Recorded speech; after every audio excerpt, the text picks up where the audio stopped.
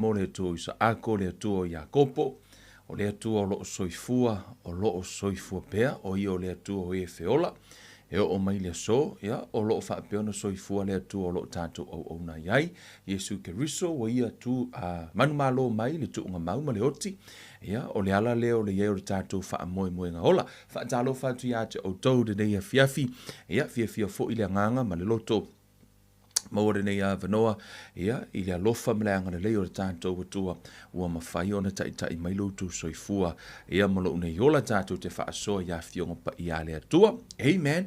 Reia fiafi la tātou, o sa o le upo le atua, na tele nisi o vahenga i fiatala noa nea fiafi, ai ono le tātou taimi, o te musu fo e mai mauro taimi, ia i le tele o nisi o vahenga e au noa ma le upo le atua. Le atua la mātou tama o oio le whaia onga lo wanganga pa ia fiso soani, fiso o tai tama ma lau whanau, fetalai la o fio o mea mai a te oia whaapeona fetalai o ta ma a yeise manatu o se tangata ta ma ia e wha te puni ina ta linga o lau whanau a i o la tau langona tau lava o au a fionga tau o le upu mai a te oia ta ma te talo i lo wanganga pa ia se i e wha malamalama i o la tau loto whaapongi sa ina i la tau i le leanga a ia malamalama i lau upu le nei a fiafi te tala o la tau talinga a maise ta ma fo i mai le poto ma le ata mai ya te i mātou o mātou whaasoa i lau upu le nei a fiafi e a o i o mātou tangata i ala o le ami o tonu. So soani mai oia ngang pa i o ono le suafa o Yesu o le mavala au tuai nei. Amene ma amene. Via le tua, i le suafa manu malo Yesu Keriso, fo meritala Paulo, ua tatanga mea uma ia te hau ua le au ngā mea uma, ua tatanga mea uma ia te hau, a ua le wha ma whana mea uma. I le tātou sa valinga wha lea nganga, ia e ero tātou sa olotonga. Amene. Ai ei fo i le ola ha o ina ia po le discipline life, po le ola discipline, po le ola lea e a fo ino le mea. E te whaasa ina lo tangata mai isi mea ona o lo wha moe nga ia Keriso po lau sa valinga wha tuatua. Amene. O le vaenga leo le anapogi. O te toi fiatala noa re neia fiafi ma. O le anapogi o le te le i o le au ngā o le anapogi le tātou sa valinga wha le anganga. Ai o le te le fo i o lona a fianga i le tātou sa valinga wha le anganga. Amene. O le anapogi, e pei ale anapogi o le a fo ino le me, o le eletise. O le eletise a vea ma wha manuianga, a o nina sa o le wha o ngā ino le eletise, se va ai, ma ngia i o le mumu o mori, o la le camera, o la le computer, o la mea nei, ai sea, o mea ia o laia o le au ngā le eletise i le sa o na wha o ngā le eletise. Ai ase se lo le wha o ngā ino le eletise, e le ngate mua i le fale e o te i fo le tangata. Ai kao ngai mai se wai a ola fuli le kango ku ilo pakua pe kango ku pakua sesi. Wale avea loa la lea le ele tise mfa manuianga au avea mamalaia. Tai fa pena fo ila lea ile anapogi ma le tele o mata upul tu spaia. Amene. E o fo ile ile fa unga o le fa unga o le melelei. Ai ase se le fa nga ino le fa unga ile anga fo. Sa fa uina le ti Apollo ai na se le fa nga ino lo na fa unga. But he was anointed, syrup. O tu so lesi angeru fa uina le sa ia le atua. Mele nai fa ite te tatou o lo fai mai o lo ia le fa unga. Ono le poko i ki Apollo fa ko ila lo fa unga because e malamala le fa unga. O le fa unga la le mele lei. E ile si ino o tala le o mena tupu lo mafau fau ile aso lau te Samoa e se tasi o na le atua ino e ina ua fatu move to all mato il mato nu ya si au na le e afu non fa nga ina le atua ona lau to meto il mato nu ya fa ya si fa longa kau o ma ko nga ku pulanga our generation way back then e ma se na ma e fa le voli le fale o si au na le ma se mo ko voli ai e la le si inga fo nga o te tau ye e ma sangi ala a onga si tulo e la e fo ile ala lo va vale i fo no mo la wala yo le winga o te mi fo ile mo fo ko ke lo iso ka ko lo mai mo mai te mi la so la le au past lo te mi nei walo su ye ai e fa penala o le mali la e ila le so na e le la kamale sa makongo sa si paka sipaka i lisi aso ngā sipaka ngā ruenga sipaka aoki. O lea la wa umangia kangun makoki. Lo kamanga wa makowo. Ia masangi ang mako ka fau fa kasi umangila nga kang. Lea la wa mako e waku le voti. O le mea le fela ko le voti si au nga le tu. Ke la kula songa. Ai fe merkala au nga le tu. Le wa mako kala ngo ngel ile okius kamale. Aksor kalo fai mo wole ai se e fai ma mala ema mala lava vale me lumo oma e fa merkala ale au nga le tu. Mai o le mea lai mo. Mai mea lai mo ho ko fe ku wa ngafi. Fa ko ya. Mai nga sa vali mai o vai ku ngala pisa me langa o nga o fa ya ko ya lu yoki. Sa lenga wa kuala ia iskama. Anu langa ruenga si paka ya mo kia ya. Usala le mo ko ifia le fai wa uma to tonu o le feku o le fai ngo ki ai o no fa o fai le fai au la so na fa kelo ma nga ia o fa nga ingo o mo fa nga ai se fa nga yo kire lo la ping fari vo fai au feku o ke mi ai na matua i langona i lo to lo fa no ono le fa unga ele o se fa unga e a foi e fe tu o tangata o le anointing o le mele lei. Ai ase se lo le fa o ngaina. Mele nai ala i ona tapena i le atua lo loto, tapena i le atua o i lau character. Ese ona au mai le fa unga. O le te lei o le mana na ua watu i le atua i ate oi. A sa ona e fa o ngaina e a vea mamanuia. Ai ase se lo na fa o ngaina e le anga i le tino ke riso. Amen. So, the anointing o le mele lei. Ai ase selo na whaongaina, e a whaina i fo i tangata. Mea fo i lale na knowledge is good. Ai ase se fo i whaongaina o le knowledge, tele e kale e sia wa ma lepe ono o le poto o le tangata le tuspa ia. To tele ia, e le aso a walu nei mea fo i te aluai. To tele o tangata e tala noa mai a te au. E o mai fo mai Kevin, whafkaya mo le upo le akua. O le mele le kupu, because o to tele o tangata i loa sina mea mai le upo le tuspa ia. Whaapea wa sili atu la tau le whaife au. Knowledge is, it's good. Pe a iei le mea ta o le control, ma le fua o le anganga o le self-control. Mene whaikeke fo i loa o mea le kuspa ia. Because the letter kills. Amen. Fabia na fo le anapogi. O le anapogi. O le mele lei. Ai a sa o longa whainga. E a vea mwha manuianga. Ai a se selo na whainga. Ia, o le a vea lea vaenga ma foi. A vea ma malaia. Si tatou o mua la le fiong pa ia le atua, i on tatou tatanoa i la ia. Ia a tonu fo ia o ngā, e iai anapogi. Tatou tatanoa i le fiafile nei, e le tala fia ngai o na anapogi ai ni tangata fatoa whanau fawina. E iai anapogi, lau i tonu o tuspa ia, it's not good for baby Christians. Ma e le tatou te le tau whaia fua. Amen. Ai si tatou o mua, i le whetalainga lea Yesu le lea mata yo. Ma rekolo nam ta upe lua, ta upe sumal van. Sa ana popongi le au so o Yohane, ma so o le au farisaio. O le mea lea wala tau o mai ai, mawhai mai ia te ia, se ale mea e ana popongi ai le au so o Yohane, ma so o le au farisaio. A o so o e le ana popongi i latou. O na whetalai atu leo Yesu ia te i latou. Pe mawhai ea au mea ale whaato a whai a wā o na ana popongi ino o iata i lātou le whaato a whai a wā. Lātou te le mawhai o na ana popongi i o na aso o iata i lātou le whaato a whai a wā. Ai o i o na pō e ave e se ina ai le whaato a whai a wā iata i lātou. O na lātou ana popongi ai lea i nā o na aso. Whamele whetalinga Yesu wha upe lua tasi ma lua tolu.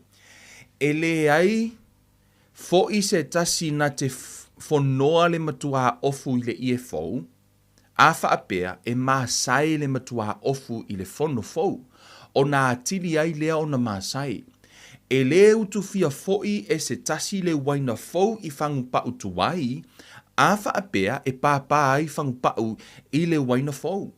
O na masaa leo le waina e mau foi whangu pau ai peitai ia utufia le waina fou I whangupau fou e tatau wai. E fōlinga mai le Faamatalaina Iesu o le anapogi I, e iailo na itu lelei. Amen. E iailo na itu lelei la e tala no ai. A iei fo I le whaatonunga lai whama Iesu, e le au ngā le waina fou I le whangupau tuwai. A whaina e te anapogi a nae e o iei o le whangupau tuwai, e masaala ma whaina I oe. O e tau mua maila le ata leo tau tala no tō le whiawhile nei. Fasting is good. Ai iailo na I tū le tala whiangai a whaina. Le tangata le la tātou through scriptures. Le la tātou tata no I le whiawhile nei.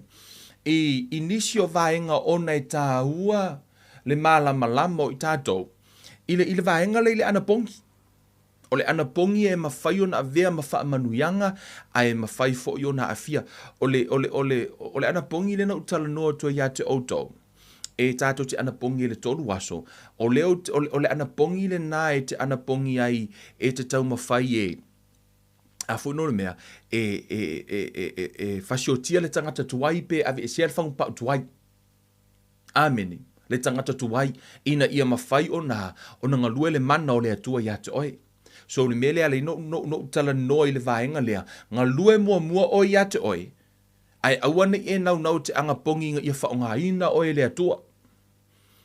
Ameni. Ai anapongi mua ia alu I luma lau sāwalinga ma le atua. Amene. E iaila le anapongi e le tatauna tātou anapongi ai. Na o le anapongi lea, le tano Iesu I. Ono le whaonga ina so o Iesu. Amene. O le whaunga Iesu le sa vali e lunga la uso. O le anganga fo ina I lunga o Iesu le ngā lue wai le ima se so o I o whaola ina. Mea fo I le ea lai o na a tātou anapongi e eitangata na anapopongi fast fulu aso. Ia a whai o e mai moa mai e te tau inisio o I lātou. Because, later on, o whaalongo ai, e nei tangata sa o ia few weeks lenga o whaalongo ai na maali liu mai le anapongi. Fast food waso. O nisi, around the world. Na whai le anapongi, maali liu wai, o le tausanga le na te nei lua fe lua se fulu. Na wala au mai eise tina o le tasi fo I a tono le mai mua ma tina lea na te wha maoni ala utala. Na wala au mai a te au mawhai mai, o ia wai a langona leo. Ona na alu I to tono le anapongi, ai umai fuai wana langona leo. Ia, e leo se leo o le atua o le leo le ti apolo. O le mea lea ao ai ona o ina I tātou ai tele I alu le anapongi. Ono le anapongi e wha lea nganga. E le wha pia na o le leo le atua te langona ai e o fo I le leo le ti apolo. Na anapongi e su na tele I langona le leo le atua na ia langona le leo le ti apolo. Mele na ya lai ona aue e ile anapongi e te alu iai. E te le alu le anapongi lea na anapongi e Iesu. Pe a whai whatoa e whanau fawina e te le malamalama I le whiongopa I a le atua. It's so dangerous for you e te alu le anapongi le nā. Ona fo I le o malamalama o le upo le atua. Ina ua sau le ti apolo ia Iesu le teimi lea. Na sau au mai le upo le atua. Fo mai a whai o oio le alo le atua. Ina whetalai tuia I maa I liu a reto. Ai ono o Iesu o io o lai malamalama I le upu o lai na te iloa ele o le atua lai whetalai o le ti apolo. That's why na whai mai iloa ele na o mea ai o le se tangata. Asea, e li whapinga sau ki apolo sa wani mai rumo o le akua ia Iesu no. O le voice. O lala na, o lala sa tango ia fo Iesu, lai loa Iesu le upu. Ai o kei loa anga whaapea o Kevin lai whai mai ki apolo o kei miringa, a whai o oio le alo le atua whekalai ma. Ai o le aso o kei mianga whapea woi, pehi au le akua le wa test mai au ki whekalai I liu a reko. Ai pe ke ua kala ngoi a. Pe ona fo olo ule malamalama. O le a lava le leo te langona wa e whaalongo iai. Mea foi lale nai to tele tangata no I to tono anapongi. No na va ai a ngelu. Lawa ka se inga ya kangaka. Foi mai nga saule a ngelu fa pengei. Mea foi lale na sa wertala fa martala ai foi. Al tu spo I wai fo aku ia foi. Isko ingo yo angele angelu. Af mele angelu kurunga. Awe ke ifo mai te. Ona fo ele ifo se si ai. Sau foi la ti apolo fa ia Iesu ke va ku uma me ia pe ifo mai ke. Lai loa Iesu le upu. Mena na reina le ifo Iesu fa mai. Na o le atua te ifo iai. Imagining, pe ana whaape whai mai o Kevin. E le malama Kevin le upu. Kusa le fato afa na fowinga, no idea about the scripture. E le ima losi le ola whaaleanganga, ai alu anga pongi fast food waso lea. Ai ke wala ngonga le leo, o le a lava le leo sau fo me woi o le peo le leo la le atua, ona a e ana pongi. E te langona leo mai le anganga, ai aona e malama i le upu le atua. O le ana pongi la le na, si ima kako kalangoa i se kaimi, because peo no whai atu, e iai ana pongi e le au ngā ia te tātou, e dangerous e a whai nei tātou, e le ngata e le au ngā i lo wola wha le anganga, e le au ngā fo i lau sāwaringa i le tino, e ke mai e, Amen. Ai ole ana pongi fo ilea na ta ina e. E le atua. Amen. E tonu tu spa ia e ai ana pongi mo le lu itau po o lu itau ma tau o tato o langa o crisis fast e tonu tu sia fa masino e lua se fulu tau a Israelu ma le tu aingo Beniamina. Na ana pongi e fo i Israelu i lu mo le atua. Tasi laso. Whekahangisi le aso a koma ana popongi ilu mo le atua. O le crisis fast lai ana pongi ilu mo le atua. O le ana pongi le na. O le ana pongi le na i le tūlanga o taua. Taua wha le anganga. Ia po se taua. Ia wha pēnā fo i le taimi o e seta. E seta olo na mataha upu e valu. Nai tala noa i fo i ia e seta e wha. Nai tala noa i fo i na poloa ia ia whai ia e seta ia Mordecai. O e whai ia fu tangato Israelu umalau sauka e ana pongi mo le tolu aso le aise mea ai le aise vai tolu aso e le ai le inu ai se ialu lu mor kupu amen so la ana pongi le na la fu ana pongi le vaenga le na la ana pongi mo le taua la po le taua le mea la fai pe se taua fo ile le la po lu itau o le si ana pongi la tano tu spa ia la tala noa ile ana pongi le fa mau walalo le na halu yo na avele tala i o ia fea ini neva fo mai ina o or tala ya ni neva wa avele fe au le tu ona sala mola yo ni neva ma ana popongi lu mo le tu yo na tolu fe upelima ana pongi le o fa ma lalo i lu mo le tu e le tu sa male ana pongi le sa fa ai e si va enga ia na ana pongi lu mo le tu e fa ma ngalo i o ya fo i lato tau fa le nganga o le ana pongi le sala mo i lu mo le tu Amen. So i tono tu spa ia ese umava engo ana pongi la yai o ilisi ana pongi la tono tu spa ia la ana pongi sa o fa le tan tonu. Le tano le mata yo full fitu fa upelua tasi na tano ia su o litu ainga le sa fa fola. Le tu ainga te moni le ala fa liwe ni po le tu ainga le tan tonu le e sa fa fola ana pongi ma tatalo. O le ana pongi la na le ala e pe ka unga ir ka ko pai postadi. O le ana pongi fo ile sau i fafo le ton. Amen. Ai le fa pe fa le nga ina ile te lo isi ana pongi la yai e fo i ia mafo anga ana pongi le na e fo le ana pongi ta vita to tonu le lua Samuel us fuma lua fa suma le ma lua fa ina ua maliu e po oti la tali o ta vita le sa ana pongi ta vita na no fo i tala ma le fuefu. O le ana pongi na ta vita sa ana pongi ta vita i lumo le atua o le taimi ana tadi i le atua kai minga nga uma i le anga pongi ku se le iangi aso fa akulanga inga o le anga pongi a ka vika so sa ngalu ta vita nofo le fuefu alaya ola le tama o le kai minga fa alongo o e koe kala ia ka vika o laua woti le tama kuro i lunga ka vika uma le anga pongi ono le ana pongi o le taimi te mau le tadi uma le ana pongi le tu ai nga na pongi fu le na anga pongi ta vita so e tele la tu ai nga tangata it's so interesting le ile to tele tangata e fi now le ni mata upo le ana pongi ai le o se tu la fono ele ila se me fo ile it's just the way e tato te fai ai ele interest le tua ile umiong e anga pongi malea ele interest fo ile tua ile a fo ile tele ni mea ai wa ele ai mai nyau sacrifice ele interest ile tua ai interest le tua ino fa mawalalo lo loto God look at the heart if ai le tua ile loto ele ole uminga e anga pongi amen hallelujah Atato o ina se vaenga faude nei fiafi. O maenga la e tato tele i o e tato te tala noa i nisi vaenga le ana pongi. E whate a mua mua tuan vaenga le tato tata noa i la ia. o tango e tusi lalo. I tono le tuspa ia. E ia le anapongi po le whaatino ino le anapongi. I o le anapongi leo le 40 days fast. O te toi fo i mai le anapongi lea. O nei whai asi i a fo ino me si tā u o le vaenga lea. 40 day fast po le complete fast. O le fast lea. Anapongi lea fast full waso. Po o le anapongi lea na anapongi ei mose. E le aise vai, le aise mea ai. I le e sotolo na mata upu e tolu wadu. Amene. E soto e tolu wadu. Amen. Fai upu e lua wadu. You guys alright? Kau vavel ka kum kaup.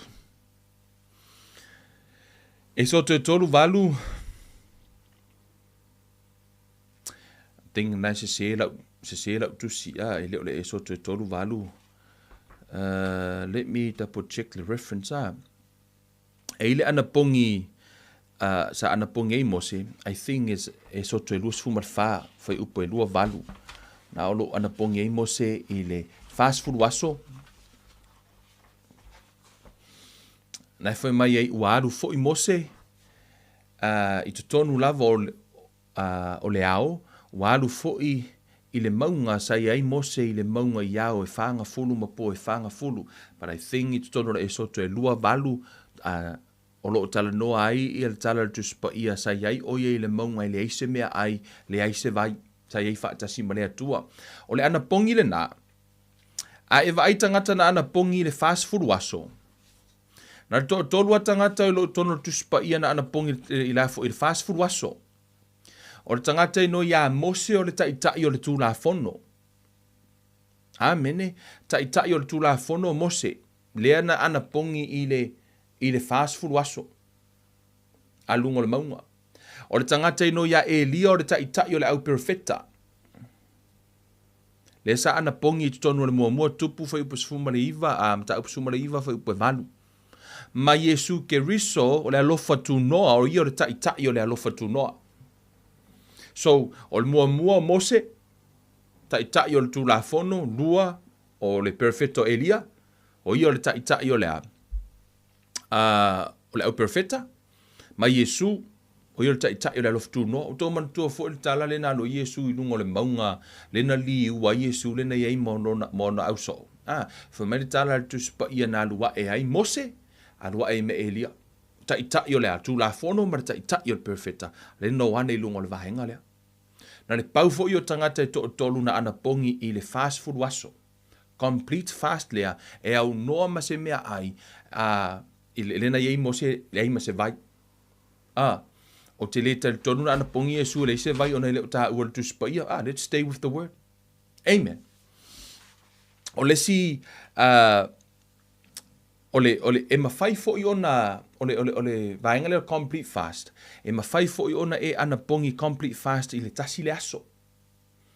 E au noa ma se mea ai, e au noa ma se vahinu. E mawhai ona e ana pongi ai po le tolu aso. Ai o te le recommendinga i lo ana pongi le tolu aso e au noa ma se vai i lo tino. Mo i la tau o lo ngā whatia le malosi o aluatu i la loi a foi. Ai mata le noa ma stasi o pā anga le tātou ngā ruenga. Fo mai ke roli pasta. Ngā vili mai a sia uole kia ure siaso. So soangi a kulanga anga pongi. Whakoea. Mai si whamakala me ala whainga o la anga pongi. Fo mai hoango anga pongi le kolu aso le eise vai le eise mea ai. Whakungara e fo mai sori. Pā kau ave mei lunga. Mai pā ke kewa vai le mele nei. Ai o lai malosi. Ai ono o le aise vai le aise o tau wha le tonu ai fo i la lea. O vahenga i o le ana pongi pino whai atu le interest le atua i ati tātou le umi kako anga pongi mara kerangi me sacrifice. Aia, o lai tā ua i le atua o tātou loto. A le whaatino ina o le ana pongi le nei. Complete fast, e mawhai ona e complete fast, no water, le aise vai, le aise. Tasi le aso, maa ngai ala ngā. Ai a tolu lo aso. Kahuanga yeisi ngā vai, e iai tangata e mawhai ona na ana pongi ai ia Israelu. Tolu waso, it's a really powerful fast lea. Tolu waso, le eise mea ai le eise vai, o le ana pongi le na suia le tala anga o Israelu. Actually, that fast changed history. O le tele o teimi tonu le tuspa ia o le anapongi na suia le history. Pei foi o Nineveh. Their fast changed the history. E te va aila le tuspa ia o le anapongi na te suia le tala wha solo pito o le laulangi. O le te le o le malosi anga o le anapongi. Amene. O tātou anapongi ta ito atasi. Amene. E le o ni anapongi vo ie o lawa anapongi personal fast. E le tutusa ma anapongi corporate fast. Anapongi lau tele vo ilea. E ala anapongi ta ito atasi ia. Mo tātou. O le isi anapongi o lo ito tonu o le tuspa ia. Le anapongi leo te iloa I recommend this fast. E tatau ona anapongi ai ia tangata o lo o inu fuala au. Ma tangata o lo o whaapea o na pole alava ia le tūlanga mana o mia ia le tūlanga na a whai te ilo na ino fuala au. I recommend you le fast lea e wha ingo ingo le partial fast. Po o le anapongi lea e le o mea umai te e le o mea ai umai te wha asaina. E te lea lai tele na e wha alongo ai le anapongi a tani elu. Daniel fast. Amini. I tato atu i nā e tatana. I wai, tā ua tato tano si vaenga lea wai. Amen. E te tono le tani elu o lona mata upu e kua mua mua kangiru mua mua. E se mua mua fai upu e luas.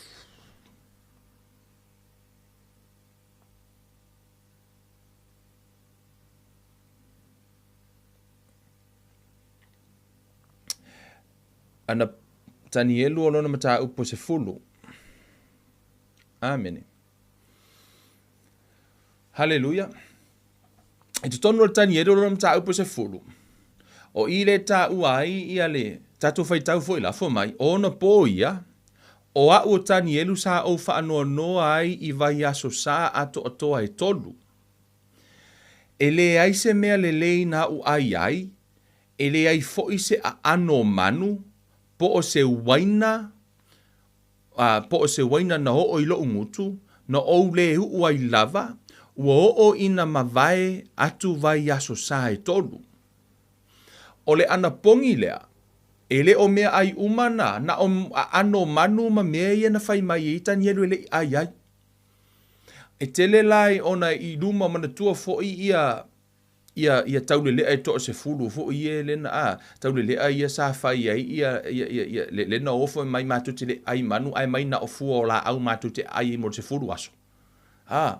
Ele i fa amalia ele o mea umana ai ele ai ano manu ana ai mo meo vetus ma ia ma fruits ia pe o mea ngā lai whaatanga i tutonu i le alai ala ina vai nisi a ona ele o tā ua i a tātou whai tau le anapongia Yesu whai mai ele i tau mafa o Yesu mea ai which mean o lai whaamatala mai complete fast le ai se mea na ai ai ele tutusala ma le anapongia tani elu ele o whai mai ele ai se mea ai nai whai mai e iai mea na e iai nai vaenga ele ai ai ele wha mai a ele iai se mea lelei na u ai ai ele ai fo se a ano manu o lona winga o lai ele o mea umana tau fia ai ile anapongi lea anapongi la lea sa anapongi luas futasi aso po o se waina na o ilo ngutu na o le hu wai lava o ina mavai atu vai aso sa e tolu ile anapongi mose laifa meltala tuspa ia ele i ai ele inu na ta umele faingo anapongi lona winga complete fast anapongi uma mea uma le ai le inu a ole anapongi le atani elu o lai ta umai mea ele i ai ai o ala mea ele o ka ua me kongi ia o le tele lana ia peo la o au tangata ia sa whaapea au iutaia ia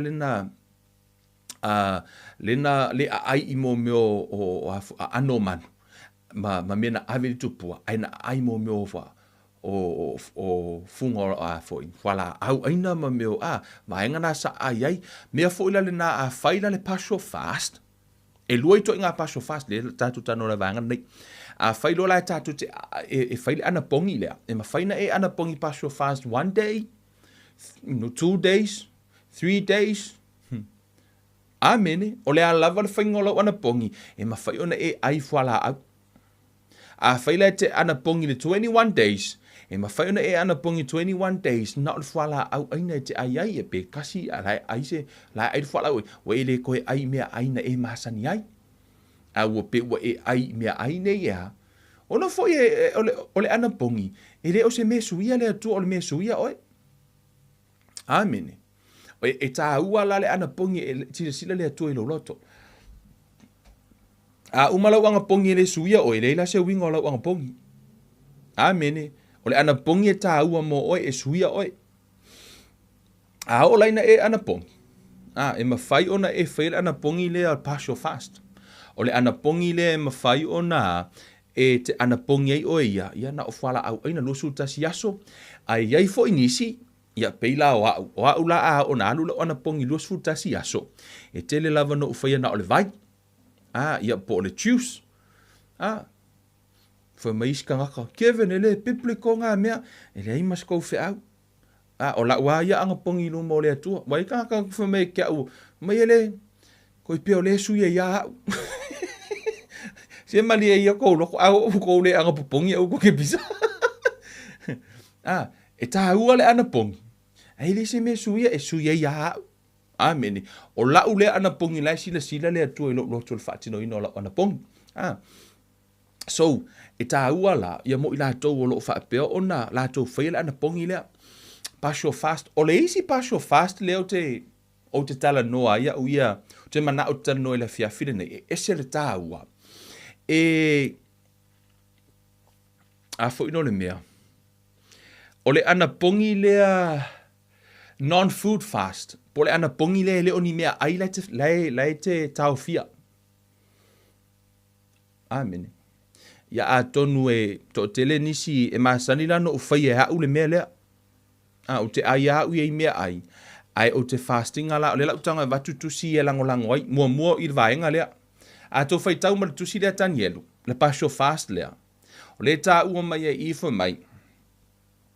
E le ai se mea lelei na o ai, e le ai fo i se ano manu, po o se waina, na o ilo ungutu, na o le uai lava, o ina mawai atu vai aso sae tolu, o le visitasi o vaenga le tanoa i, o le uu. Fa mai e le ia, na o le uai lava, e le i whaonga ina e foi, e tani elu le oil of refresh elo na tangata i le taimi lea, o i le na tala noa i e su, tau mana tua ia, le tala i e su le na whaile au vaenga fu i e sa anga popongi fa mai wakof maka whaangoa ngoa, ai fa mai le tala i e su, me anko ke anga pongi, i le peo la anga pongi la vaenga la, o maka whaangoa ngoa inga i a vai e kangaka. Au ko anga pongi. Fa mai i outou hu ia te outou. Amene. Tu so lai o le ana pongi la le na. Tu so le ana pongi le na. Lau tala no Yesu ona na au mai le tu male anga yu tayar ko inga anga pongi le. Wale fa onga inga se hu. Kusa wo o ale se lungo le ulu mamaka fa ngoa. Wo pe o fa penga.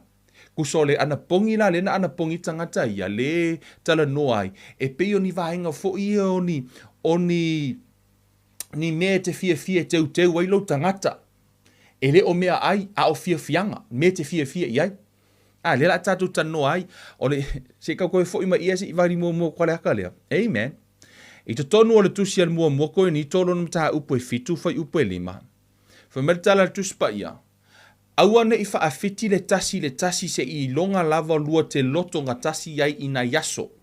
Ina ia o lua fa asanga i le anapongi martatalo. Ma ia toe fa atasi ane i le mea e tasi. Ina ne i fa auso oso mai sa tani ia te o lua.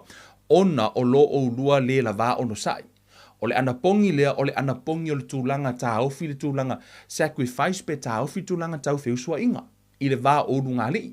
So it's not a food fast. O le anapongi lea, o le anapongi o le tā aufi o vaenga ia.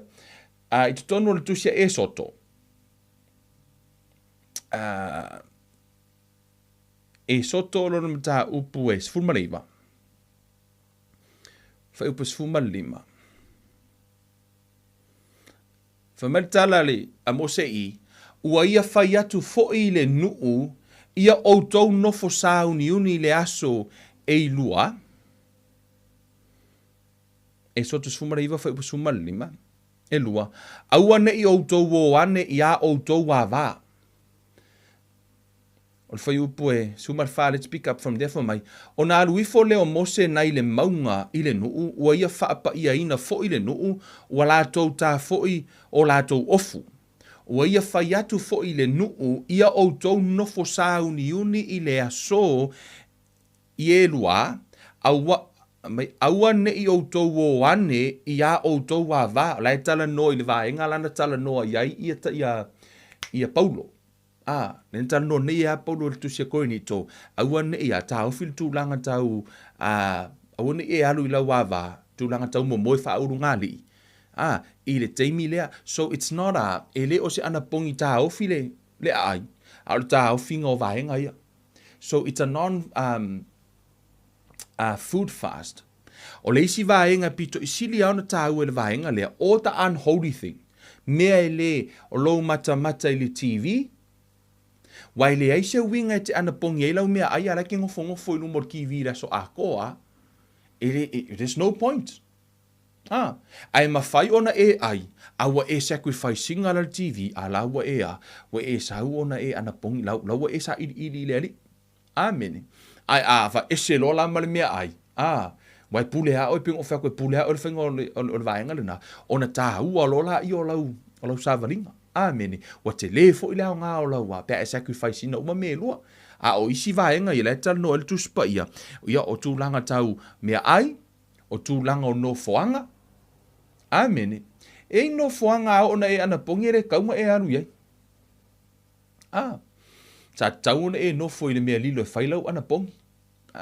Ana pongi la na e se le taua, ia po o vaenga fo il mata TV, o lau Facebook, vaenga umalawa na o na e ana pongi. E le o e te le o ana pongi ni mea ai, au e ana pongi po o e whaasaina ia vaenga ia. Le la ke o musai mai, o ke ronga ke leo fesidi ngai ai, ke ronga kali uma fusile fiafinga i pe a whaasosoro ka kum ka upuisi mea la ka ko oke. Amen. Hallelujah. O lesi ana pongi, o le group fast. Ia po le ana pongi lea, tele ana pongi e kalesia, pe a whai ana pongi to tele le e kalesia, se mana onga le e kalesia, e ma whaina la to ana pongi le tūlanga tau group, tele tutonu o tuspa ia, amen, se isi aso vaku ka ko mau, anga le kau ko peru ka kum ka upu. Amen. Ma lesi lo ana pongi, o le ana pongi lea, isolation fast. Amen. O le isolation fast, o le anapongi le na anapongi ei Mose, anapongi ei Yesu, anapongi ei fo'i e lia mo le fast food waso. E mawhai one e anapongi le tasi le aso. You isolate yourself. O le toa inga anapongi lea ua e le ngata ua e anapongi mai mea ai, o vaiinu, o e anapongi mai mea umalawa. You isolate yourself. Ua e whaanofo e sea oe po ua e alu i se mea e le ai masisi. Ngofo i ngā oea ma le atua. E ma whaila ona e anapongi na le tasi le aso. Ia, pe tolu aso, ia e ongo le pisi le ngai kaimi. E sea ma koe ma whainga koe whaile nei fast, isolation fast, but it's one of the most effective fast, le isolation fast. O le anapongi la lea, e iai lo uia personal, lo uia talitonunga, o te iloa e le healthy i le itu wha le anganga mo tangata whato a whanau fo wina. Ia le anapongi lea o le isolation fast. Ono le anapongi lea a whaiwa e alu e isolate oe. Awane e whaapea a e anapongi lea nganga e le o iai le ti apolo. I think e te tauna malama tātou o le anapongi e a umana e anapongi e pe o whaalalo lau tino, e i tangata no e anapongi e o maiwa se i tulo, wa whaale tonu ma fau. Wo mai no e anapongi e o maiwa la tūlangona leo. No e anapongi i le isolation fast. No e anapongi ai na salangona leo, ai la te leo i lopo le leo le atu o le leo le ti apolo. Pea no whai atu o le teime te anapongi ai, o laua e le tu i le anganga wa leo tele lo wanganga. E mawhaila e lo wanganga nga pick up le leo le ti apolo, e mawhai e lo wanganga nga pick up le leo le atua. O le mea la le nai tā ua ai lo i lo le upua le atua. Pei fo i ona anapongi o Yesu, he isolate himself. Na alu ese Yesu i le maunga na o ia ma le atua. Ina ua alu atu la le ti apolo e tofo Yesu. Tato atu tono le mata i ona e wha. Amen. Ma o te le recommendinga le fast lea, mo i la tau o e whato a wha nau fōwina. Ia ma o se anapongi fo i e whai ma le whae te le anapongi lea. Pea no whai atu, fast is good. A iai lona i tu e aona e tā pena iai. A e le malamalama, e iai tangata ua maali liu le whaatino ino le anapongi lea. E iai tangata ua a whaina lato sa valinga whaaleanganga. Ua tai se seina ono le anapongi lea. Ona wo i le anapongi, ai le i tā pena i lato i le upo le atua, pe lato te le oiloa le atua, pe lato te le i matua whaaleanganga, pe ilo fo i le fionga pa ia le atua. Amen. Whai mai, ona aveina e leo Yesu i le vau e le anganga o le ala poa, lona winga o le anapongi a Yesu, e le inofo Yesu walu le anapongi na tai ia e le anganga. So it's so important to be led by the Spirit in this fast. E tā ua le tai o oe le anganga pa ia le anapongi lea, o isi anapongi le tua o le whenga inga tuai, anapongi tato whai tauai, e le ungi angapongi ngā whai lea tua ia e whai. Nga whaalongwangi ngewa ia salamola kou anapongi. Whapena fo ia Israelu, o le telo anapongi na whai Israelu, e le i whai ia lea tua. Na whaamawala lalo ala atou ia. Amen. Amen. O le anapongi lea, e le tutusa le anapongi a Mose ma le anapongi a Yesu. Na anapongi Mose ia langona mai le atua. Le nā leina sauma ma meo papa maa. O le anapongi lea Yesu, na anapongi Yesu e whaato i lalo, le ti apolo fu mai uia fo'i mai malemana. Amen. I le anapongi lea. O le anapongi lea, Alleluia. Whamere tala le tusipa, i tātou whai tau ai. Whautuanga mua, e tā ua le taita ia o e le anganga i le anapongi lea, aua e te whaia le anapongi lea isolate, lo te tala noa i le isolation fast. Le anapongi lea ua e alua na o oe, e nofo i se mea na o oe ma e anapongi ai. Ono le anapongi lea, e au noma se mea ai, alai te ate sa ili lea li. You know, whamaila ia, ona avea ai lea o Yesu i le vao i le anganga, ina ia whaoso ina le ti apolo, ua whaala ina ia i po e whanga fulu maao e whanga fulu. Muri ane, ona fia tau mawha i lea o ia. Ona aluane lea o ia, ona aluane lea ia te ia, o le whaoso, ua whaapea mai, a whai o oe o le alo o le atua, i nā whetalai atu ia liu a reto nei maa. So put yourself there in this. Tango la oe tuu oe to tono le anapongi lea. Fato a e whanau fo wina, ai turn up le ti apolo i lau anapongi ke le oilo o ki apolo la luaku. Ona e le i malama oe. E le oiloa e oe le fina ngalo le atua e te le oiloa le upo le atua, and yet o le ua e to tono le anapongi lea. Ai alu watu le ti apolo ia te oe whai mai, a whai o oe le alo le atua. Ia whekalai maa. O ke iloa pe nganga e whaalongo le leo lea, pe o te whaalongo fo i le leo lea, e au noma se iloa le upo le atua. Ai po le keimianga o ke whaape foloa. Maa, liu a retolo. Liu a leko mai lo male maa u saulo a whaali o kia ke o koulea. Oka se maa lewa liu a leko so whakua vai. Vai le maa lewa liu a leko i kala ngoa le maa lewa liu a leko. Ko kau whai ofo ma mai le maa lewa usau ma oka se maa lewa ia lala wa liu a leko la. Oka se papa whalao a lewa. O le maa lewa liu a leko kwa ko wofo a. Ewa aile ieiso se kalau ke whai aku ai. Ewa aile kofo mai langa o kevin nga liu a leko. Wa kau whai muli mga liu a leko. Wa kai se inga umaka nga kai se a.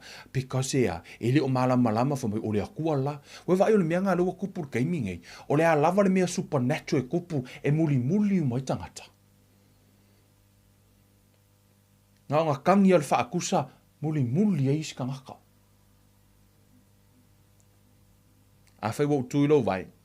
Because o le tū whaaleanganga, ele na o le atua lai le tū leanganga, e o fo i le ti apolo o lai le tū leanganga, la fo i e saunga i le ku leanganga i ngā oi.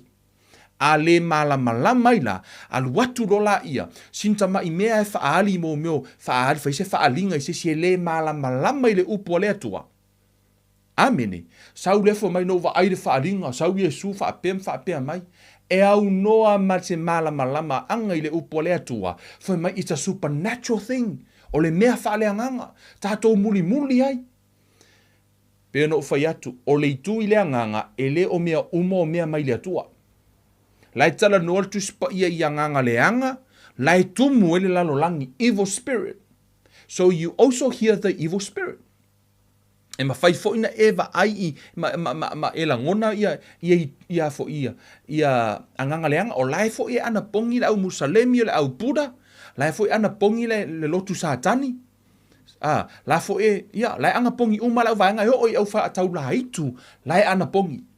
Ono la fo ia, sa ili la tau i le anganga, o le la tau source la, e mai iria, evil spirit. E wha ingoa ina la, o le medium, o le familiar spirit, le la tatou tano iai. No, just bear with me, I'm heading there. Okay? Lo te anga ia tu i le vaenga le na, I think o ina le ta tatou le fiafire nei le anganga o le atua. Ona e tāua, this is not part of my preparation, now it's different. Le la asui mele la kako iai. O le itu whaaleanganga, e to a tele nisi o tangata ua tai se seina, i meo mea supernatural. No tau wa aina tupu le matangi e tu Yesu lunga ma te e le matangi. E le o se matangi mai le atu o le mea mai le ti Apollo. E iai mea na tupu na tongi atu i lalo e mose le ngata, le to o liu ngata, na tongi fo i lalo to o whaatau la hitu na liu ngata. Supernatural. So awala tātou te tali tonu whaapea a tangi mai se, pe tafe mai ni noi mata o se whaatusa, pe ke ua sa vali mai se whaatusa. That doesn't mean it's God. Amene. Even the devil can do those stuff. E mawhai ele ti Apollo na whai mea whaapena mea supernatural. Mea le ala i a tātou woi le anapogi, a oi na tutupu mea, you need to know the word of God. Even Jesus himself, ana whaape saule ti Apollo i e le malamalama Yesu i le upu. Se manu e le iloa Yesu po le ale tali e le ti Apollo. Ai ona o lai sau o lai wa lava ta pena Yesu i le upu, o lala ena te iloa fina ngalo o le atua. E saula il ti Apollo fo mai, ia whekalai maa ia liu aleko. O te iloa a kango Kevin wha liu aleko se, peke o whai e Kevin sa venga wha liu aleko mea. O ke iloa sa mo a ko ai muli. Whapea langa lau supernatural me le ngei, kusa pe wha liu aleko e ki Apollo, o le a muli yaka ngaka. Asea, lana e waaita ngata whaapea a supernatural se mea, o na whaapea la ia na o lea tua, en whaina whaia, no. O le leo lea, e leo se leo mai lea tua. Ai na langona Yesu le anapongi. Ai whaafetai i lea tua, lai loa Yesu le upu. So that's why e whaitete ai foi, i no awana i whaaseina tātou na whaalongo i se mea supernatural. Po angi mea penga sau fo se angelu. Amen. Sau fo se angelu. La vatu le tala lea e benefit you tonight. E lea so walu le vaalele. Ngo walu le vaalele Samoa. No walu lai sa ili lo uloto ili atua, I was in a fast. Lai whaila wana pongi. No walu Samoa. Lau te ilungo le vaalele. Lau te sa ili le atua pe whaile pai postari pe le whaia because for me, o te iloa. E ke lera o kai me alu le pai postadi. O whatu i le atua. A whai ngere pai postadi. O lo ke manga o whawhenko kongia o pili i lo mawhau ngā ia. O lo te mana o au e whaila wa. Ai ona te lera ta penanga le pai postadi. Ara kai minga pe whako a koru e pai postadi na whai. Ai o malanga loi sa moan o whai si mato ainga. Le lau sa idi leri. O ke alu sa mo o fo i mai wa i loar kongu. Pe koe wha continue pai postadi. Pe this is from the beginning. O te ilunga la le valele. Sa o moi lungo le valele, ia pule o peti tali tonu.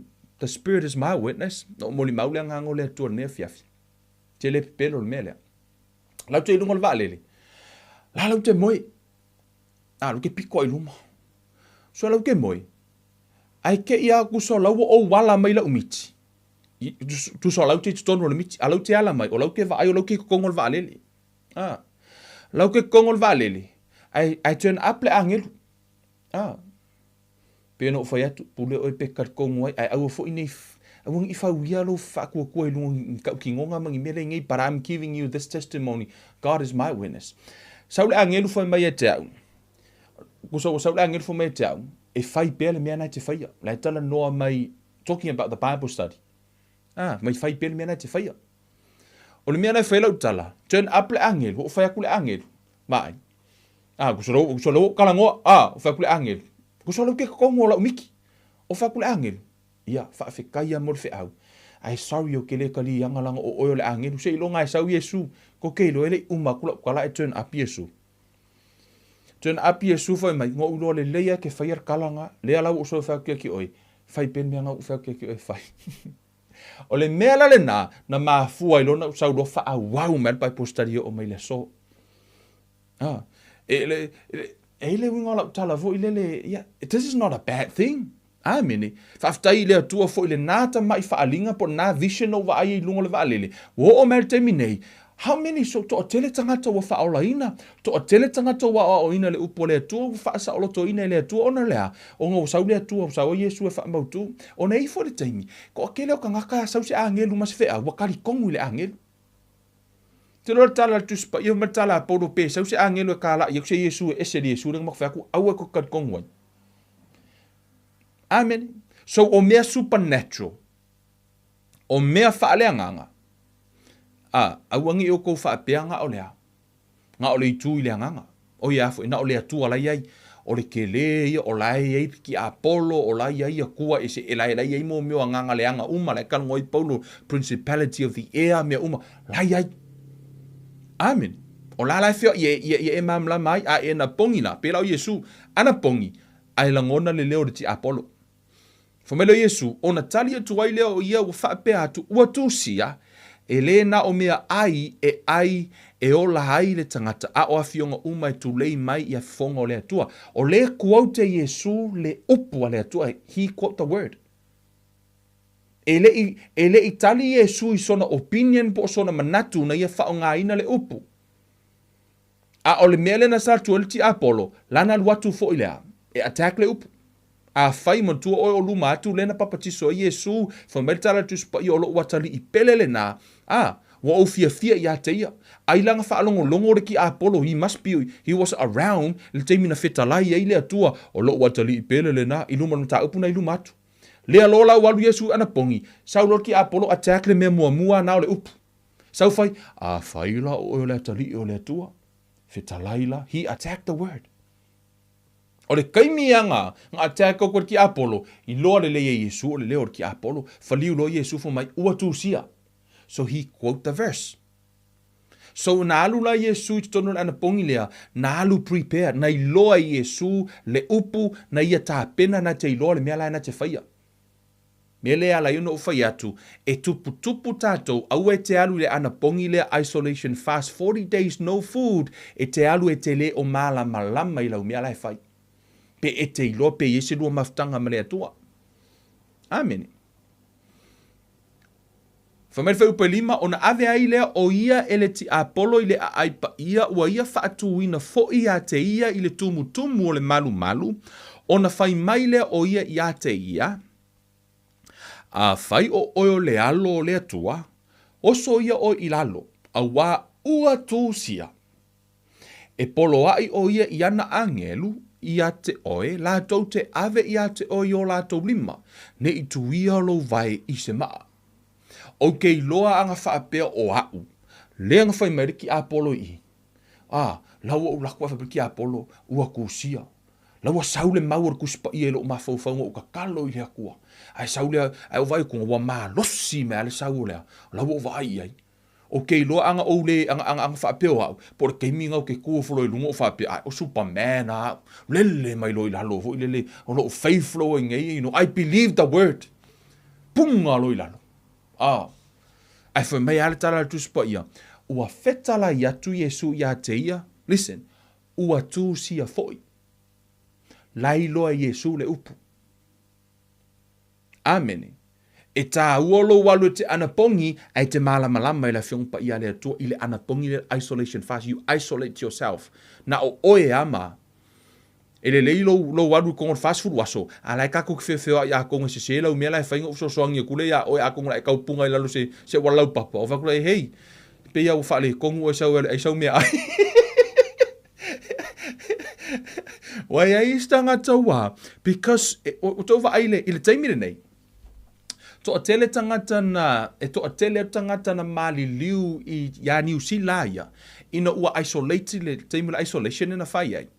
To a tele tangata New Zealand na mali liu, ile keimi ole lockdown, na ilo tangata na mali liu le koviki. Ma fua mai sea, ono le teimi na lato isolate themselves, will take advantage o ilo ngale leo ki Apollo. La langa la kula ngonga le leo ki Apollo ke mi nga mo makwale o kelea, they commit suicide, they kill themselves. E ui ale melene because o laua la to langona, they isolate themselves. Ai ana fa pe o la lave around the people se manuelea, se manuele ma fai el ti Apollo tal no ai sea, la ka ulaku ala u fa lave foi le pe waku le si me nga wala inga umi ngola isi because other people's around. Ai o ngai ka ngaka ia to atelo na tangata ia na mali liu i le lockdown, look up i lungolea, pe ko fia ka ngaka ngi usila mali liu le lockdown alone. Ma fu mai ono la isolation na fai. They isolate themselves. So, ole anapogi la le sa isolate Yesu lon tangata. So he was depressed here. Lea lau whamerti Apollo punga i lalo. Ai ona e whai atu. Lai lava tā pena Yesu i le upu. Ai ona ole upu na mawhai ina to i lalo ti Apollo. Ele i whaliu Yesu ave eise si mea soli. Ele i whaliu Yesu sui le whape o peke valea. Ewa e ke loa e o kirka ngaka. Ai whamei punga i lalo. Peke whavel valea. Ele i whai whapenasta la Yesu. Na whaliu Yesu ave ele upu whamertala Yesu ua tu sia foi. Au e te tofo i lea li i lo atua. Au e ke temtinga le atua. Ia vai o lai loa Yesu le upu. Amene. Ana pongi a lai loa Yesu le upu. Whameir whai upu e vanu. Ona toi ave lea o ia ele ti Apollo i le maunga matua maa walunga ua ia whaali foi a te ia maa lo umo le lalolangi mo la tō matongo fie. Ona whai mai ai lea o ia te ia. O te avatua nei mea ia te oe. Pe a whai e te whaapa mai fo mai ia te au. Ona whetalai atu leo Yesu ia te ia ina alu e se ia oe satani a wā ua tūsia e te i fo atu i lea li i lo tua ua nā o ia lava e te au auna iai. Amene. Whai atu le ti Apollo. A laua ngā whatia e Yesu, a whai Yesu, na o lea tua e te a. E te ifo iai. Amene. E iai lo utalitonunga, o tangata ia no i le anapogi au mai wa lātou langona leo, ona na lātou whaalongolo i le leo, ai lātou te le oiloa le upu, a lea tua. Ona lātou whaia lola ia wa le tala le tinale na wala au mai te au le whaafifonga le anganga o lea tua.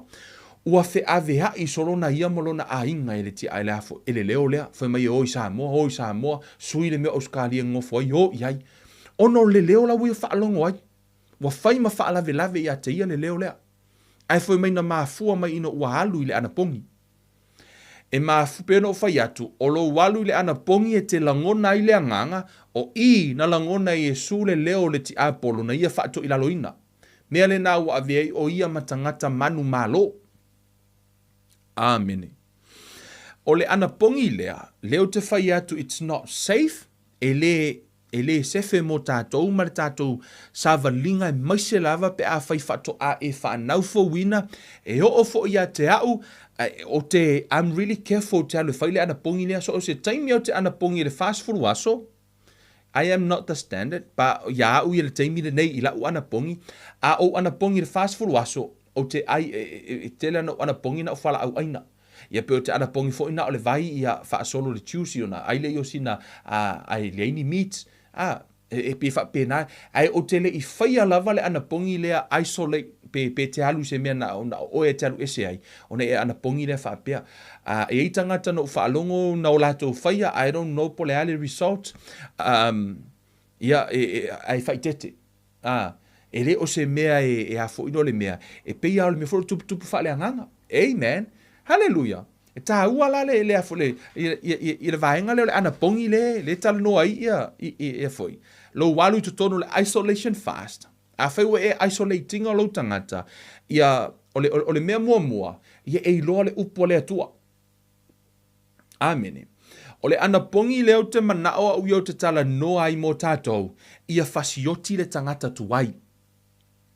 O le anapongi lea, o le whenga inga fau, le na tala noa i Yesu le tusia mareko, tātou toi o atu le tusia mareko. This is the important fast. Whamele tala Yesu, i whaupurua tasi, e le ai fo i se tasi na te whonoa le matua ofu i le i e fau, a whaapea e maasai le matua ofu i le whono fau, o nā atili ai lea o na maasai, e le utu fia fo i e se tasi le waina fau i whangu pau tuai, a whaapea e pāpā ai whangu pau i le waina fau, o na masaa leo le waina. O i lau te tala noa atu wai, e iei le taimi a e le au ngalo ana pongi a laite iei le tangata tuai. Amen. Ona e whai mai le tala le tuspa ia, o le ana pongi le tangata tuai, lai iei le tangata tuai, e te ana pongi whai mai a saule mana o le atua, e a whaina oe, e a whaina le whangpa. Kusanga e anga pongi e ke fia iloa le akua, ai umai fwai ua, a whaina i oe. Ai ole ana pongi le nau ai, ia whaapeona ngā lue whamele tala le tuspa ia le tusa efeso e tusa ma le mana o le atua o lo ngā lue mai tutonu ia te i tātou. Ma na ia la le tala a Paulo tātou o e mai se aka whaaka i kai o le savali ngā Paulo. Amen. Le nau tala noa nei le Paschal fast, po le ana pongi lea e le o mea ai. Amen. O le ana pongi lea tātou te whaato i lalo ai ia o tātou tangata tuai, tātou le tusia Roma. Iona mata upas fumalua. Matala Paulo i. Ole nei, au soe, o te ai o iatu ia te outou, ono le alofa muti vale o le atua ia outou tu ina atu o outou tino i le atua o le taulanga ola, ma le paia ma le mali, o le mea lea e tatau wai, ono outou whaia. Aua fo'i tau te a mio whaatasi male nei lalo langi ai peitai ia li liuina i le toe fuata ina outou loto, ina ia outou sue pese ale fina ngalo le atua o mea ua lelei, male malie, male ato atoa. Amen. Foi mai la ia, a wā o le alofa tu noa ua tuu ina mai ai i a te au, o te whai atu ai i a te outou uma, aua le whaasiri lo outou manatu o se tasi i le mea ua tātou, o tātou ona manatu ai, a ia mamale manatu ua tusa ma le tofinga ua whaatuatua ua taitasi ma tofu ai mai le atua. I le whai upe lua, o loo tala noa ai ia le tuspa ia whamai le whai upu mua, ia tuu ina atu o tau tino. O mana o whai atu o le tino e ona tu ina nau. E ei tu ina nau ngore tino. O le whangpau. Amene. Whamai le tala a utoi tango toi whaupu ia tu ina atu o tau whangpau. Lena tala noa Yesu o tau tino i le atua o le tauranga ola. Amene. Ai e preserve le tino pe whaasauina le tino i le anapongi. O le anapongi la, na te whaato i laloina tu ina naunga o le tino. Amene. E whaato i lalo lai oe tu ina naunga o le tino i le anapongi, ma le tatalo foi mai, ma le paia, ma le malie, o mea lea e tatau wai ono outou whaia. O le whai mai e tu ina atu le whangu pau po o le tino i le atua o le taulanga e ola. Foi mai la ia, o le mea pa ia, ma le malie, ma le ato atoa. Ona fo ia foi mai Yesu e li lingi mai le anganga fau i totonu o lea, le waina fau i totonu o le whangpau fau. O i la o le tala noa Paulo i tangata whaaolaina. Ai o le ola le ola i Paulo i, o le ola whaamamaina po o le ola le whamaritala Paulo le tusia. Mua, koe ni tono na mta upas fuma lima. Whai upa tolu tasi. Whamaritala Paulo. Whaasi usu ingol whai upu lea. 31.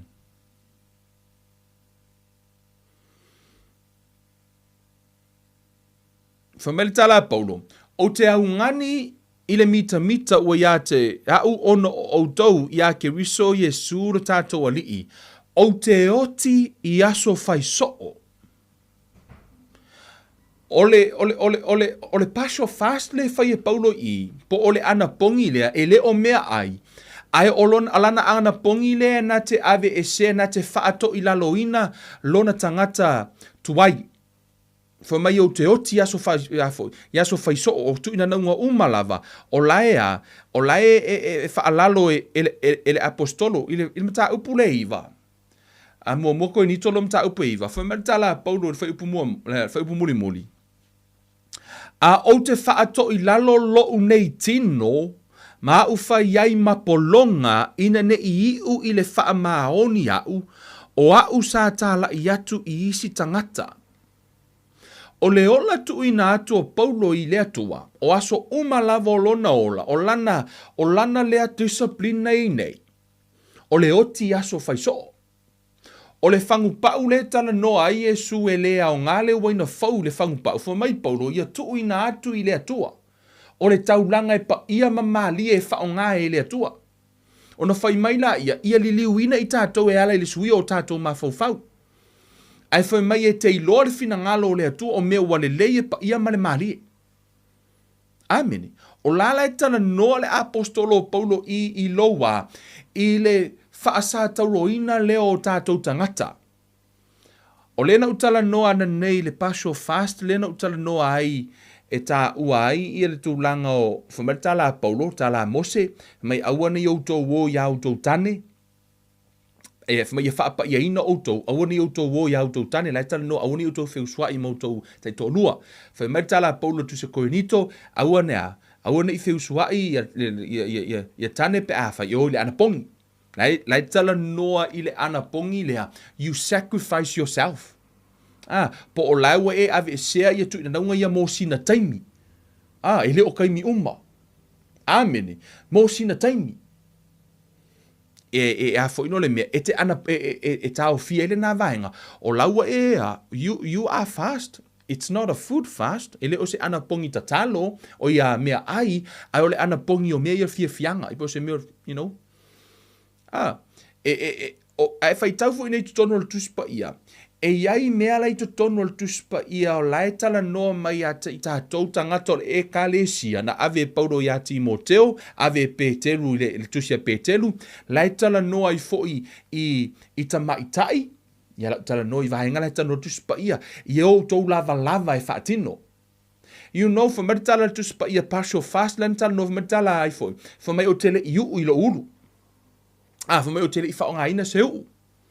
Lona winga, e iai mea na fia I Danielu, nona tau fia. O le anapogi foi la, a tonu e iai lava na e fia e ofu. E le tatau ona e ofu ai le lotu. You sacrifice le mana onga na ia te oe, I lava e te whaatinoina. Amene. A tonu na e fia alu I le lotu wa o isi taimi, se pe se whaaringa pākua, ma se whaaringa whakawhaka me whai isi, isi kemi akul whatsa, pengi whaaringa o ngā vai me whai isi.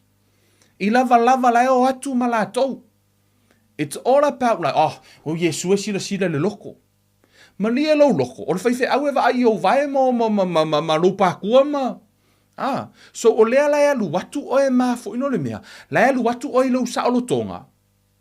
E leo sacrificing ai o ele mana onga le na ia po o lo tanga tomu for tala Yesu o se fia muni me te au ia amo lo sa taro mo muni mai die to yourself ia e oti aso fai so e iai la le mana onga le tangata tu waile na I want to look good.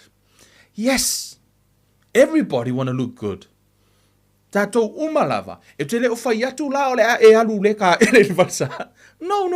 Lai tala noa le apostolo. Ai tala noa I tono tuspa ia. Ona o te tono le anga nuu o a iuta ia maenga ia. E pei o ta maa la tau te dominatinga le culture lea. O lea lau o tala noa paulo wa, I le tala noa paulo wa lea. O lau o tutusa o mai le tane ma lea wa. I le tala noa paulo yake riso. Ai pe ua avea le sa o tonga leo tina. I tonu o lo kala ngo o ke lo kala ngo ya ka ko lo kala ngo wa ver sa lo tonga le na ma me o atu ia fa fine wa ia la to ofu wa le tala fia ngai Ona ave lei o le whaatonunga le apostolo le tusi a Timoteo, le tusi fu e Petero le tano ai. I whaingo ulu o whawhinge ma fwoi. Ma le whaingo lātou lava i appropriate le whaingo lava. I le taimi le nei ma le tātou fwoi tūmanga. I think ana tātou whai e tusa ma le mea le tano e tusi pa ia. A kongo le ale engi whai whi au e pā manki a kongo e oma. Pe so sola ngisi ma a fwoi. Laku resi molong ko olu e kongo le e kale si ai oma. So sola ma lesi kangaka. Mafua mai, ona ele o sacrificing pe le tangata tuai. Amen. Is that a fast? Famele tala I foi. Al tus pa ia mele tala Mose. E o foi le tala a Yosua, tusi a Yosua tolu. Famai ia faa pa ia ina o tou. Alai tala noa e fua le tala Mose le na fai. Famai ea, ino e ei mea le pa ia, e au e ke faia. Famai le tala la apostolo ua tanga mea uma, ai le au ngā mea uma. E o oi mea ai, e kanganga e ai mea uma, ai le au ngā uma fo. O le anapogi le ua tele na fai e le toa tele i le nei taimi. Toa tele tangata ua o lātou whaatino ina le anapogi, inga ia lusa le weight. That's one of the benefits ai le o le purpose le na. Ele o se anapogi e whaalusi ai lea, se weight, ai e ao ngā e lusi ai le weight. One of the benefits. Ai o le ao ngā o lo walu le anapogi, e te alu ina ia mawhai o nā, haoa o ina ai oe ma e langona mai le atua, ia pe whaato i lalo, ia tu ina naunga ia te o ina ia mawhai o nā. O nā o ina o le atua. O lau tala no atu. Aue te alu i le anapogi isolation fast, 40 days, o te recommendinga le partial fast, mo i lātou o lo o inu whala au. E iai i lātou o lo o whaapeona anapogi o life e a foi. Ona iai ia tangata e vai le toto. Matua tātou e vai le toto, e recommended for mai tātou e ai lava le red meat. Ia pe ai ia ni e tatau ona ai ia so fai so tangata nā. So a tonu ele mawhai ona e fastinga vaenga nā, ai va ai mea i e masanginga e alu lau o e vai le asonga. Mawhai ona e anapongina pe te tau fia vaenga nā. E toa tele tangata e le agree ai, a ola utala ia te oe, e te le i o le result te maua mai ai. Amene. O le a e le alu ngai o e alu lau kuspa ia, e umai fonga wa e iloa se whaalinga mai le atua. You sacrifice. O le mana ongo le tino. Mantua to o le anapogi o le avesia o le mana ongo le tino. Wa le mea ai le tasi o vaenga tele le nā. Whaalalo o mea ai a whaila e te tau mawhai e tā o filo mana onga le ke fialu e whai au ngā ruenga māsangi o mea au e tau mawhai e te nofo ma esa ili lumo le atua a tonu o po umalava ia po le aso a toa ke fia makamaka ala mo mea waka Filipingo. Ngau alo loko. Mana tua au tau. I le subconscious o le tangata, o le taimi e ke makamaka i seaka ki whanga. The whole idea e whai e tangata whai a ki whanga, ia mālo le subconscious.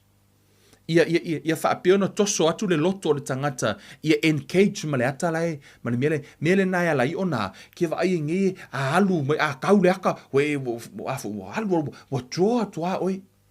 Wa ave umai ngā, ke vai kunga e vai o kunga wa break up le kama marikenge, ka e koe molo loko.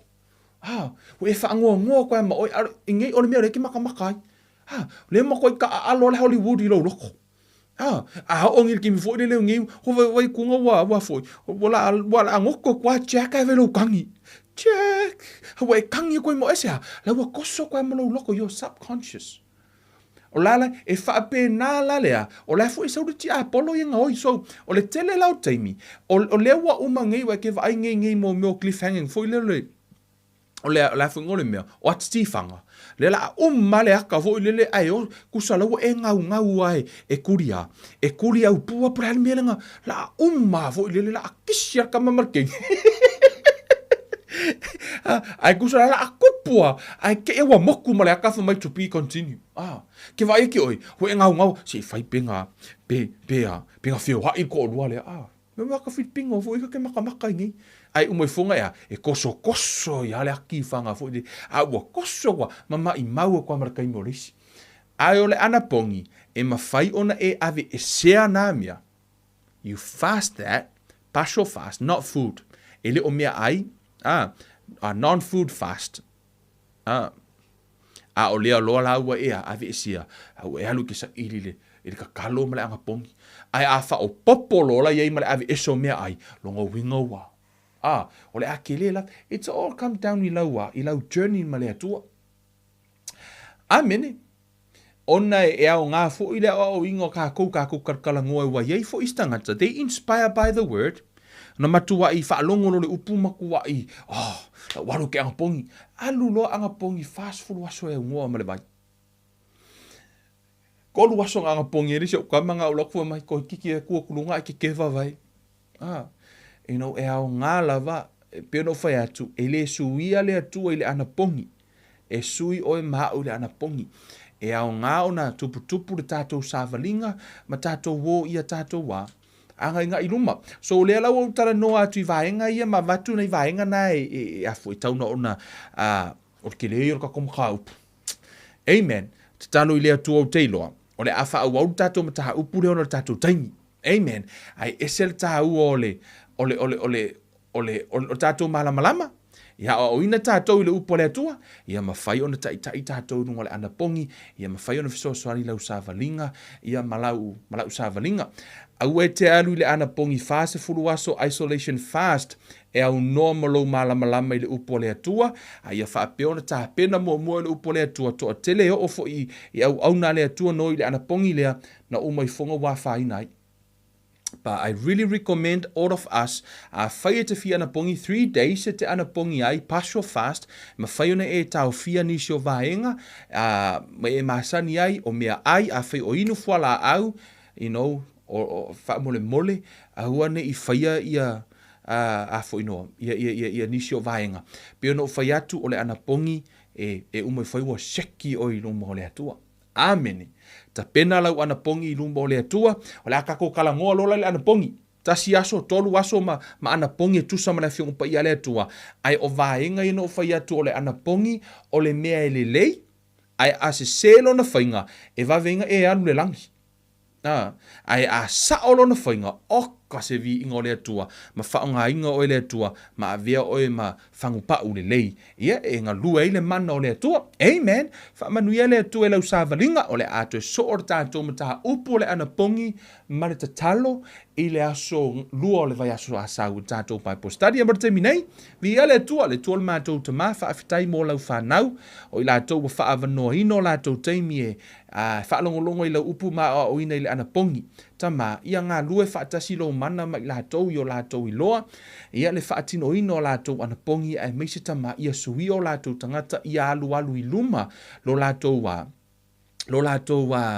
o la whaaleanganga ma sāwalinga I o lātou langona ma ia te oe, whaamanuia oe lo mātou watua I mea uma ua whaia, e iai lea lofa ma leanga le lei o la ua fio whaafo I le vi inga ia te oe, I mea uma, nei ma se ia ho I le whaavavau ono le suafo o Yesu Keriso ua ole ma mala awa tuai nei, amene ma amene. Alleluia. Amen. Whamaile tala Paulo te oti aso whaiso. He sacrificed himself. I aso uma, lai oti Paulo I le tino. A vea o ia o se whangu pa ufou, o la lai ngā lue, which mean, o lai sacrifice po o lai anapongi a Paulo I aso uma. Lai anapongi na, o lai aile mea ai, a laua ave ese ua whaato I lalo tu I naunga tino. Anapongi isi mea lai le o tala whianga ila na sāwalinga. Amen. Whaamanuia le atua I lau sāwalinga re reiva yaso, tātou to e whailo ai, I le aso sā, ia whaatasi mara tātou Bible study, I le vai yaso a sau mara te minei o Kevin o Luiva le nei, alofa tele mo outou. Love you guys. Fa soi fua ia.